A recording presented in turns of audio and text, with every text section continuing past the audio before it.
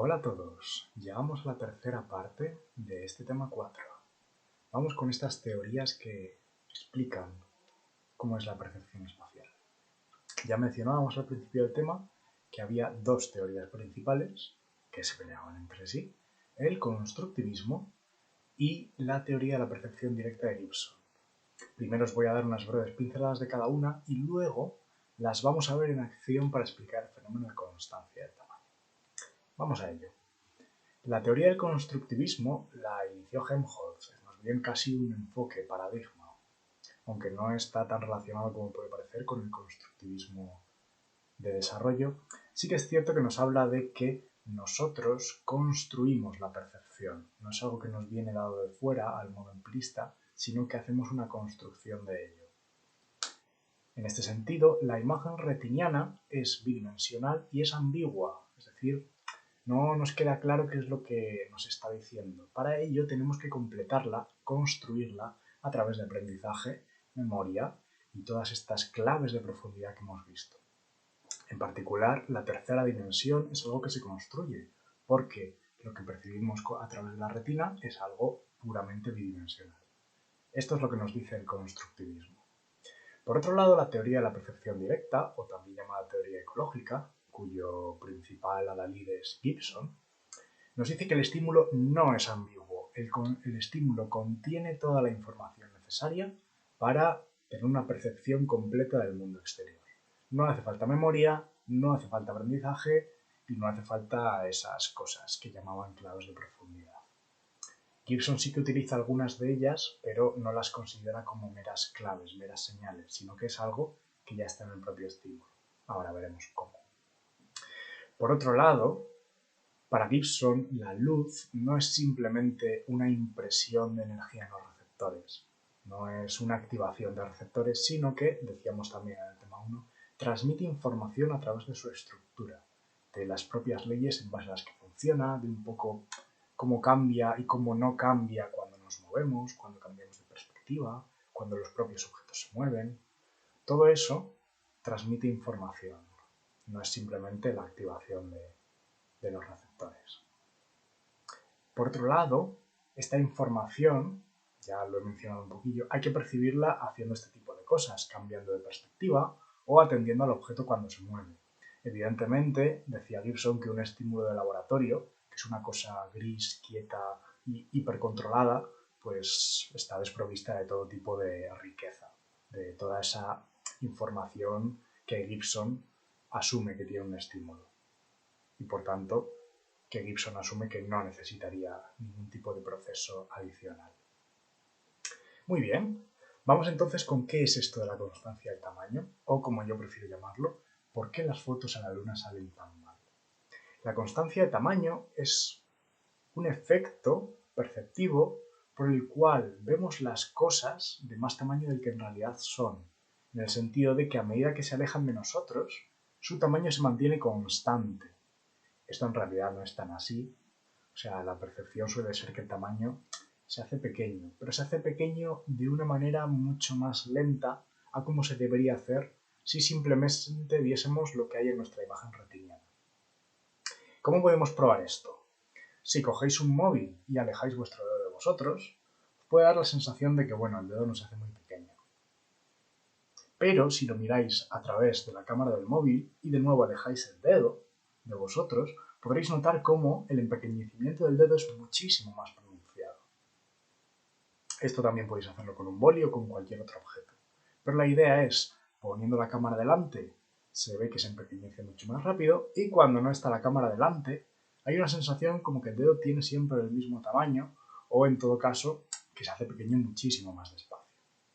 A esta desincronización, por así decirlo, a esta diferencia, a este mantenimiento del tamaño del dedo en visión natural, es a lo que llamamos constancia de tamaño.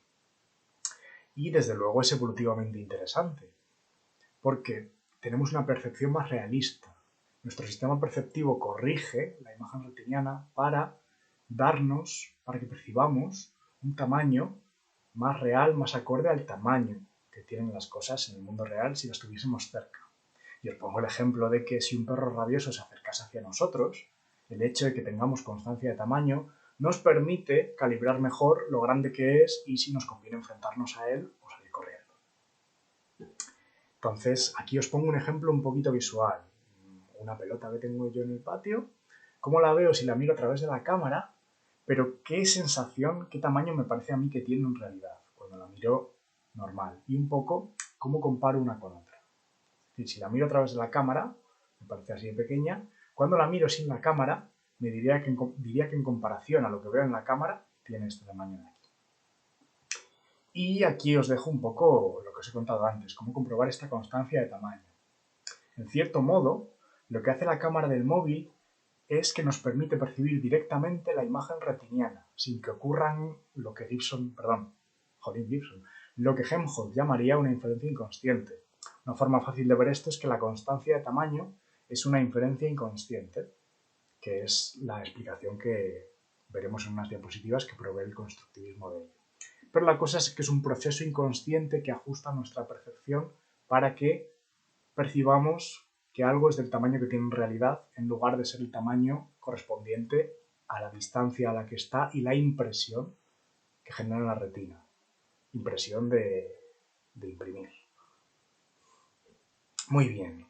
Entonces, una de las cosas que me podéis objetar a esto es que quizás lo que ocurre es que la lente de la cámara deforma la realidad, deforma eso mismo, la realidad. Entonces, esta deformación es lo que hace que a través de la cámara veamos más pequeño la pelota en este caso o el dedo o lo que alejemos cuando lo alejemos. Bueno, para comprobar si esto es cierto, lo que he hecho ha sido hacer una foto precisamente a tanto la imagen vista a través del móvil como la pelota en cuestión. Y se puede ver, la he hecho enfocada en ambas pelotas, que tienen prácticamente el mismo tamaño. Es decir, que si la cámara deformase la imagen, al hacer una foto a las dos cosas puestas una al lado de la otra, veríamos que la de la cámara está deformada, lo cual no es el caso. Muy bien, entonces, entendida la constancia de tamaño, porque os cuento todo esto, quizás no sea tu caso, pero me ha resultado habitual que algunos alumnos me digáis: oye, pues yo esto de la constancia de tamaño me lo creo porque lo pone en el libro y voy a tener que aprobar el examen, pero no, ¿eh? Pues espero que con esto os convenza de que es algo real.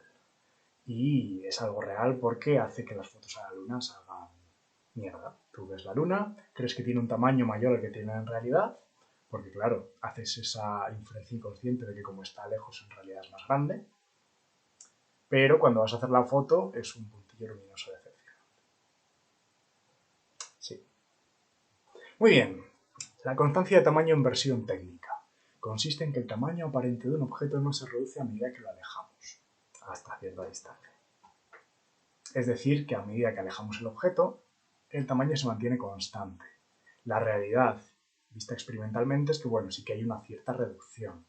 Pero si la reducción fuese la propia a la de la imagen retiniana, a lo que sucedería si la vemos a través de una cámara, lo que estaría pasando sería esto de aquí. Sería una reducción muchísimo más drástica. Muy bien. ¿Cómo lo explica cada una de estas teorías? La explicación constructivista, ya os la he adelantado, se basa en hacer una inferencia inconsciente. Por así decirlo, tener en cuenta la distancia de forma inconsciente. Vamos a esta fórmula de aquí. Nos dice que el tamaño percibido es igual a la distancia percibida por la tangente del ángulo visual. Esto lo vamos a ver mejor con esta aplicación interactiva. Pero antes, la idea es que cuando un objeto se aleja, su ángulo visual disminuye. El ángulo visual es equivalente al tamaño retiniano. Entonces, cuando un objeto se aleja, evidentemente, ocupa menos espacio de nuestro campo visual y ocupa menos espacio en la pantalla, que es nuestra retina. Pero la distancia a la que está el objeto, la distancia que nosotros percibimos a la que está el objeto a través de estas claves de profundidad, aumenta.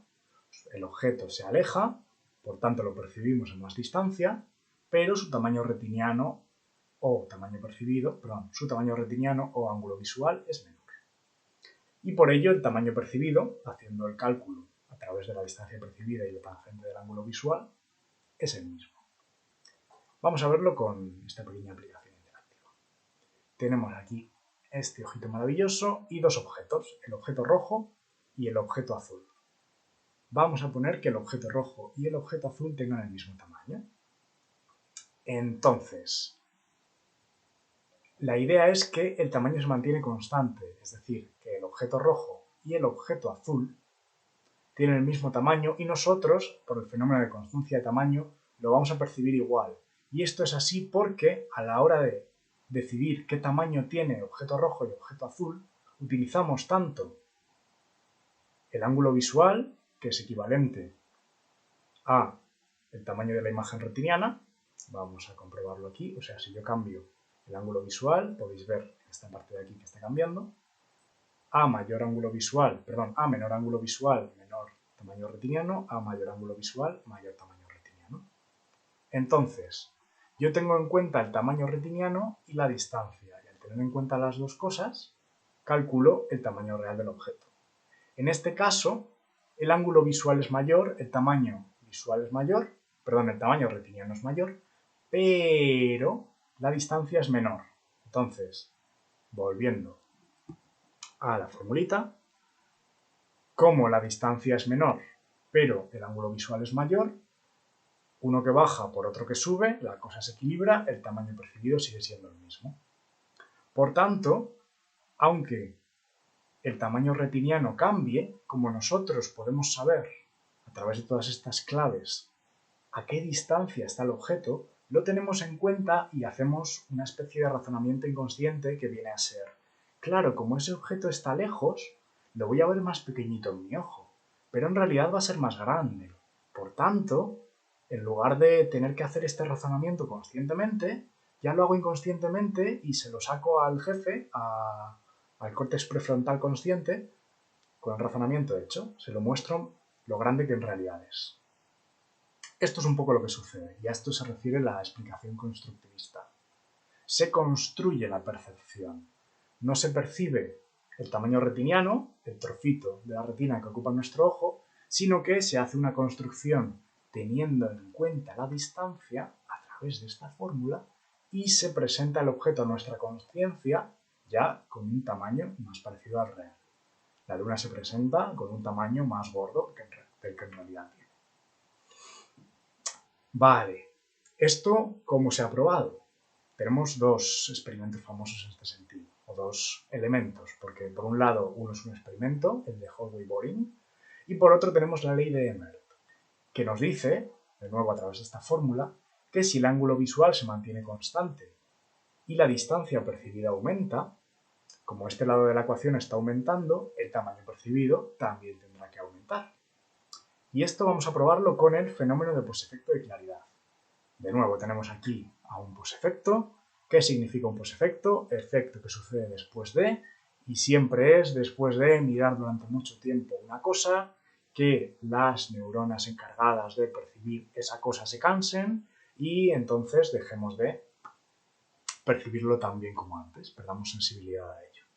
En este caso lo tenemos uno de claridad como luminosidad, va a funcionar de forma muy parecida al posefecto de color. Vamos a verlo por nosotros mismos. Miramos al punto blanco durante medio minuto.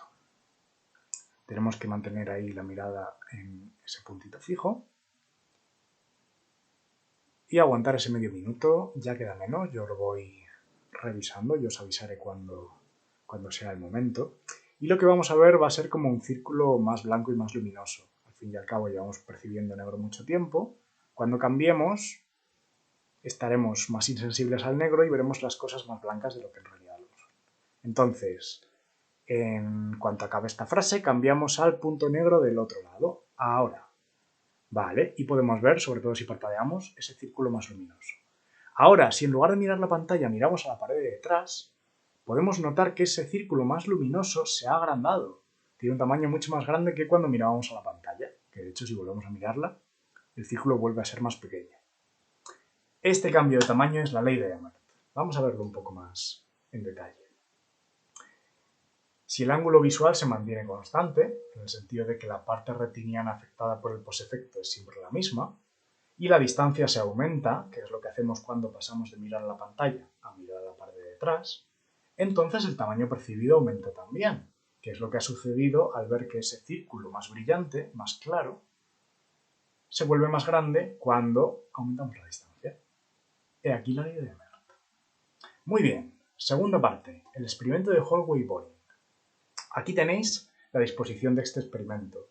El objetivo es modificar el diámetro de este círculo de comparación para que tenga el mismo tamaño que este círculo de prueba. Ambos círculos son círculos luminosos, están iluminados por dentro y por fuera no. Y aquí tenéis la disposición vista desde arriba. Aquí está el círculo de comparación y aquí los distintos círculos de prueba, porque lo que se cambia, la variable independiente, es la distancia al círculo de prueba. Pero ojo, se cambia la distancia manteniendo el ángulo visual. Es decir, recordando esta fórmula, queremos que esto se esté quietecito a la vez que cambiamos esto, para ver qué pasa con el tamaño percibido. Entonces, los círculos de prueba, cuanto más alejados estén, más grandes serán, pero siempre cumpliendo que ocupan un grado de ángulo visual. Tenemos 4 condiciones experimentales. Mirar con los 2 ojos, mirar con un ojo, mirar a través de un orificio y pasillo oscuro. Es decir, lo único que se ve iluminado es el círculo de comparación y el círculo de prueba. Entonces, 4 condiciones por 3 valores de la variable independiente, distancias del círculo, tenemos los siguientes resultados. Las 4 condiciones son las líneas rayadas y aquí tenemos los 3 valores. En este caso, esta gráfica está hecha con más valores, pero ese cerca, intermedio y lejos estarían aquí. Las líneas sólidas son las predicciones teóricas. ¿Qué pasaría si solo influyera el tamaño retiniano? Pues que como siempre es un grado de ángulo visual, da igual que esté cerca, en medio o lejos, no cambia el tamaño del ángulo, el tamaño retiniano del círculo es siempre el mismo. Como siempre solo influye el tamaño retiniano en nuestra percepción, el diámetro del disco variable, que es el que nosotros ajustamos para que sea igual al de comparación, no cambiará. Por tanto, se mantiene. ¿Qué pasa si hay ley de constancia del tamaño? Que a medida que el objeto se aleje, nosotros lo vamos a percibir más grande, lo vamos a percibir más como es en realidad. Es decir, a medida que el objeto se aleja, nosotros vamos a calcular inconscientemente que efectivamente el círculo es más grande. Y eso se va a reflejar cuando le demos al dial y hagamos que el círculo de comparación tenga el mismo tamaño que el círculo de prueba. Entonces, ¿qué vemos que en la ley de constancia de tamaño sucederá? Que a medida que alejamos el círculo, hacemos más grande el círculo de prueba. ¿Qué ha sucedido en las condiciones experimentales? Pues cuando vemos con los 2 ojos, no solo hay constancia de tamaño, sino sobreconstancia. Cuando usamos visión binocular, casi tenemos constancia de tamaño. Cuando miramos por el orificio, tenemos algo intermedio. Y cuando el pasillo está oscuro, casi hemos perdido toda constancia de tamaño. De hecho, se han hecho experimentos posteriores en los que el pasillo de verdad estaba oscuro y se han conseguido llegar a que solo influya el tamaño retiniano. ¿Qué es lo que está pasando aquí? Que a medida que perdemos pistas claves de profundidad, somos más incapaces de percibir la distancia y no podemos utilizar la fórmula. Porque si no podemos calcular la distancia percibida, nuestro tamaño simplemente dependerá del tamaño retiniano. Es lo que está sucediendo en el experimento. A medida que perdemos pistas claves de profundidad, visión binocular, las tenemos todas. Visión monocular, perdemos todas las claves binoculares. Pantalla de reducción, perdemos muchas más pistas porque ahora solo tenemos un orificio. Perdemos, por ejemplo, las dinámicas, o sea, no podemos movernos para usar, por ejemplo, el paralaje de movimiento del flujo óptico. Pasillo oscuro, ya no tenemos referencias alrededor. No podríamos utilizar quizá la superposición, quizá el gradiente de textura que pudiese tener el suelo o la pared del sitio donde hagamos el experimento. Y si el pasillo está verdaderamente oscuro y no tenemos ninguna otra pista, ninguna otra clave de profundidad, pues estamos en solo tamaño retiniano. Y bueno, mencionar que la visión binocular produce sobreconstancia de nuevo, esto es algo que resaltan en el libro, y que el tipo de instrucciones influye. Es decir, no es lo mismo si pedimos que tienes que conseguir que el disco sea del mismo tamaño que el que estás viendo de prueba. Entonces los resultados que ocurren se parecen a esto. Pero si decimos, tienes que conseguir que si hiciéramos una foto a ambos círculos, ambos saliesen del mismo tamaño. En ese caso, los resultados son más parecidos a los de pasillo oscuro, a los de si solo influyera el tamaño retiniano. Vamos a ver por qué puede ser esto más adelante. Muy bien, entonces hemos visto la explicación constructivista, se produce una toma inconsciente, un tener en cuenta inconsciente de la distancia. Y lo que dice Gibson es que te dejes de líos, que no hay ningún tener en cuenta de la distancia inconscientemente. O sea, la información de a qué distancia está cada cosa ya está en el propio estímulo. Y para Gibson hay un elemento clave que no cambia y que por tanto se asocia al tamaño. Es decir, que hay un elemento que a pesar de que alejes el objeto, se mantiene constante con el objeto. Es algo que no varía con el objeto, a lo que él llama invariante. Y ese elemento es la oclusión del gradiente de textura. Por poner un ejemplo más claro, este cuadrado ocluye un 50%, ocluir es tapar, tapa un 50% de la casilla blanca de ajedrez. Este cuadrado, aunque está más lejos, también tapa un 50% de la casilla de ajedrez. Entonces, con la oclusión del gradiente de textura se refiere a el tapado relativo que hace de esa textura, al hecho de tapar un 50%. Como ambos tapan el mismo porcentaje de la casilla de ajedrez, ambos tendrán el mismo tamaño. Bueno, esto puede parecer un poco cogido con pinzas, así que Gibson fue ahí a hacer su experimento. Y se fue a un prado bien largo, llegaba hasta 800 metros, y plantó estacas. Entonces se plantó sus estacas y esperaba que, a través de la textura de la hierba, el gradiente de textura que formaba la hierba del prado, el participante pudiese aprovechar este efecto y cumplir la hipótesis que preveía Gibson, de que según lo que la estaca ocluyese la hierba, detectar de qué tamaño era. Y efectivamente así lo demostró, o sea, el participante tenía a su lado algunas estacas y tenía que elegir la estaca que tuviese la longitud equivalente a la estaca que estaba a 600 metros, por ejemplo. Y el participante era capaz de hallar la estaca correcta incluso hasta lo que mencionaba antes, 800 metros de distancia, lo cual es impresionante y es algo que los constructivistas negaban. Es decir, para un constructivista 800 metros es tan lejos que es imposible hacer esa inferencia inconsciente. La imagen retiniana es muy pequeña. ¿Qué pasa? Que la teoría de Gibson también tiene limitaciones, la misma que mencionaba cuando se hablaba de la pista de gradiente de textura. No hay texturas en todas partes. O sea, muy a menudo no tenemos 800 metros de la misma textura. Que si calle, tierra, arena, playa. O sea, ya en solo 200 metros puede cambiar mucho el tipo de textura que tengamos debajo. Por tanto, la teoría de Gibson no terminaba de cuadrar. Pero del mismo modo, Gibson sacó a la luz hechos experimentales que tampoco encajaban con el constructivismo. ¿Qué está pasando ahí? Pues llega la hora de la reconciliación. Surgen unos descubrimientos, sobre todo en el campo biológico, que nos permite encontrar una manera de reconciliar a Gibson con Helmholtz y su constructivismo. ¿Qué es lo que sucede? Que se proponen varios sistemas de percepción. Y si no es que sea uno el que está en lo correcto, sino que los dos tienen razón y hay dos sistemas, uno para cada uno de ellos.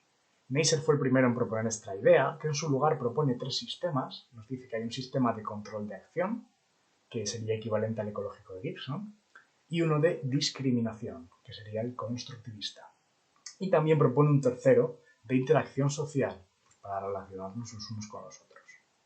Ungerleider y Mishkin son los primeros en distinguir entre las famosas vía dorsal y vía ventral.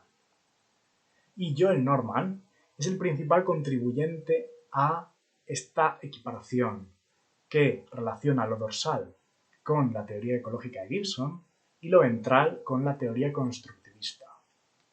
Antes de entrar en Joel Norman a fondo, aquí os dejo una pequeña, por así decirlo, introducción a esta separación. La vía ventral es la que se pregunta qué estamos viendo. Es la que genera representaciones mentales, es la que identifica y la que pone etiquetas.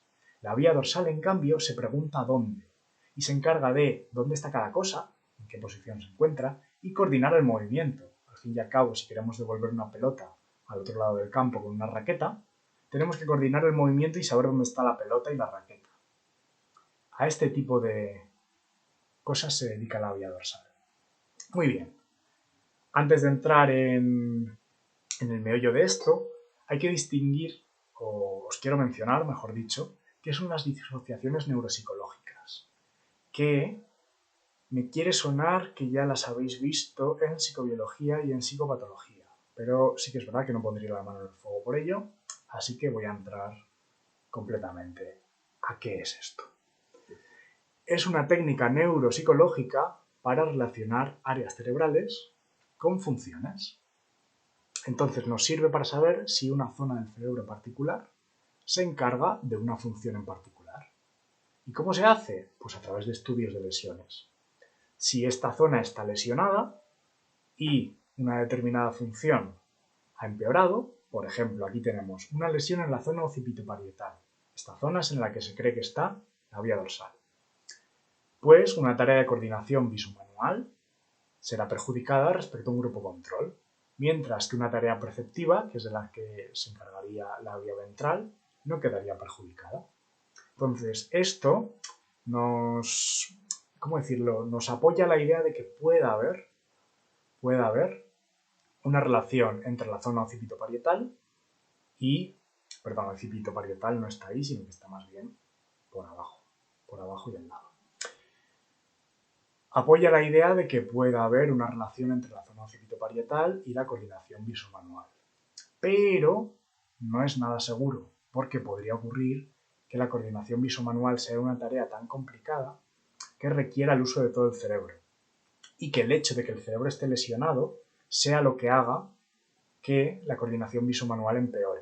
Por ejemplo, si esta tarea requiere mucha concentración y la lesión, por el hecho de ser una lesión, da igual donde haya sido, afecta a la concentración, eso hará que empeore esta tarea, pero que empeore también todas las tareas que son difíciles.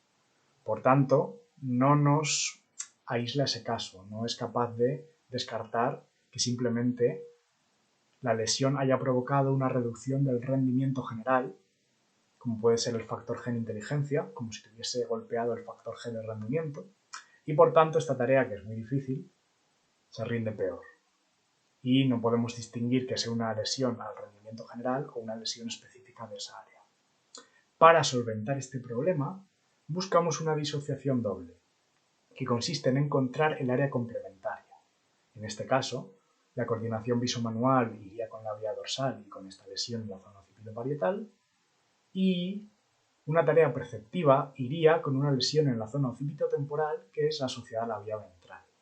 Cuando tenemos dos funciones complementarias asociadas a áreas distintas, que hipotetizamos que van por separado, o sea que cada una hace sus cosas y no necesariamente, una no necesita a la otra, aunque sí pueden intercambiarse información, pero una no necesita a la otra, y ocurre que cuando hay una lesión en la zona ventral hay una reducción en la tarea perceptiva, pero no en la tarea visomanual, y al revés ocurre lo contrario, disociación doble, esto sí nos da más fiabilidad, más garantías de que de verdad la zona occipitotemporal está asociada a tareas perceptivas y la zona occipitoparietal está asociada a tareas de coordinación visomanual. Si, como en el caso anterior, hubiese ocurrido una lesión que hubiese afectado al factor G del rendimiento, por así decirlo, lo que veríamos es que en este caso de aquí no tendríamos un 95%, porque como hay una lesión que afecta por el hecho de tener una lesión, de tener un cerebro lesionado, tu rendimiento general ha bajado. Si esta tarea es de verdad muy difícil y le afecta la bajada de rendimiento general, eso se vería aquí. Tendríamos que este porcentaje es menor que el porcentaje de control. Por eso, una disociación doble es mucho más garante que una disociación simple, porque nos permite descartar ese caso de que la lesión haya afectado al rendimiento general y la tarea en realidad esté midiendo rendimiento general, por lo menos en parte. Muy bien. Entonces, ¿a qué viene todo esto? A que se ha encontrado que hay una disociación doble entre el sistema ventral y el sistema dorsal. Por tanto, una lesión en el sistema dorsal produce lo que conocemos como ataxia óptica. Y tenemos falta de coordinación, que no tiene por qué ser en todos los aspectos. Por ejemplo, en el libro mencionan que puedes coger cosas, pero no eres capaz de dirigir la mirada hacia ellas.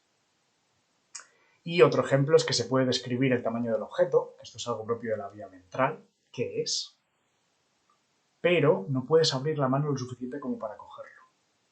En cambio, cuando tenemos una lesión en la vía dorsal, hablamos de agnosia perceptiva visual. Agnosia, no, gnosia, conocer, de gnosis, conocimiento. No podemos conocer a través de la percepción visual. Esto es muy interesante porque aquí viene el típico caso de estas personas que ven el triángulo y no saben que es un triángulo, pero tocan el triángulo y pueden reconocerlo como triángulo. Con el tacto sí, pero con la vista no. Es decir, no pueden conocer a través de la percepción visual, aunque eso no quita que puedan conocer por otros sentidos. ¿Y qué implica esto? No reconocen caras, no reconocen objetos familiares, no reconocen todo lo que sea reconocible a través de la visión. Tampoco pueden describirlo, mencionábamos antes de describir el tamaño, o identificarlo. DF es la paciente más famosa. DF, por ejemplo, podía meter la carta en un buzón, cuando se lo pedían de esa manera, pero no era capaz de orientar un trozo de papel, como una carta, en la misma posición en la que estaba una ranura determinada, como podía ser la ranura del buzón. Entonces podía funcionar a través de conceptos, carta, buzón, meter, pero no podía funcionar a través de, por así decirlo, coordinación óculo-manual. Hay una cierta relación, podéis daros cuenta, de esto con memoria explícita e implícita. No me refiero a nivel biológico, sino a nivel de parecido. Es decir, la vía dorsal tiene más este rollo de memoria implícita, todo es más inconsciente, es más rápido, y la vía ventral tiene este rollo más consciente, lento, profundo. Vamos a verlo con más detalle cuando hablemos de Joel Norman. En toda esta ristra de... Ay, Dios, no. Venga.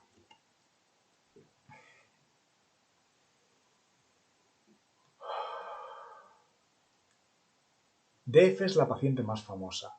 DF podía meter una carta en un buzón, pero no era capaz de colocar un trozo de papel paralelo a una línea negra, que es prácticamente lo que haces para meter la carta en el buzón. Colocar un trozo de papel o carta paralelo a una línea negra o la ranura del buzón. Entonces, DF funcionaba a través de coordinación óculo-manual, vía dorsal, pero no era capaz de utilizar de forma consciente los conceptos de paralelo, orientación, más propios de la vía ventral. Podéis ver aquí cierto paralelismo con las memorias implícita y explícita, como lo implícito y lo dorsal tienen un cierto parecido. Esto no me refiero a nivel biológico, sino más bien conceptual, pero lo dorsal también es rápido, lo dorsal también es inconsciente, mientras que lo ventral es más lo consciente, un procesamiento más profundo, es un procesamiento también más lento. Este tipo de cosas van a quedar más claras ahora que hablemos de Norman. Norman hace una catalogación y detallamiento de todas las cosas del sistema dorsal y del sistema ventral. Entonces tenemos que el sistema dorsal encaja con la teoría ecológica, a la vez que el ventral encaja con la constructivista. La función del dorsal, la coordinación motora, ya la hemos visto, y la del ventral, principalmente identificar y discriminar. Tienen sensibilidad alta a distinto tipo de, por así decirlo, propiedades. El sistema dorsal es muy sensible a movimientos rápidos, es más sensible a lo que llamaríamos frecuencias temporales altas, mientras que el sistema ventral es más sensible al detalle, es más sensible a el grano fino, frecuencias espaciales altas.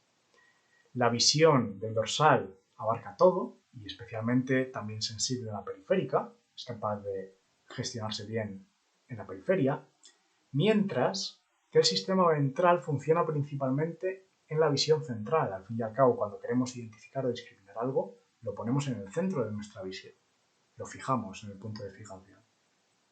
Utilizan diferentes memorias, a corto plazo para el sistema dorsal y a largo plazo para el ventral. La velocidad es diferente, esto es un poco lo que estaba dibujándoos antes, esbozándoos antes. El sistema dorsal es rápido, mientras que el ventral es más lento. El ventral procesa conscientemente, mientras que el dorsal lo hace inconscientemente. El marco de referencia también es distinto. El dorsal lo hace todo referido a uno mismo, esto está a 50 centímetros de mí, mientras que el ventral pone el eje de referencia en el objeto. O sea, lo importante es que esta lámpara mide 20 centímetros, da igual lo cerca o lejos que esté de mí. La métrica también es diferente, el dorsal mide en distancias absolutas, pero el ventral en relativas, un poco con el marco de referencia. Al final, para el dorsal lo importante es a qué distancia absoluta está esto de mí, esos 50 centímetros.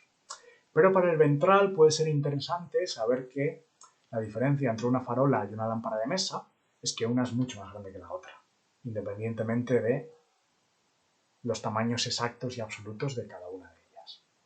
Y por último, hay una preferencia en cuanto a qué claves de profundidad usan. El sistema dorsal utiliza preferentemente claves binoculares y lo pasa mal cuando solo tiene monoculares. Os puede haber pasado de que cuando solo tenéis un ojo a veces pues, cuesta coger el pomo de la puerta.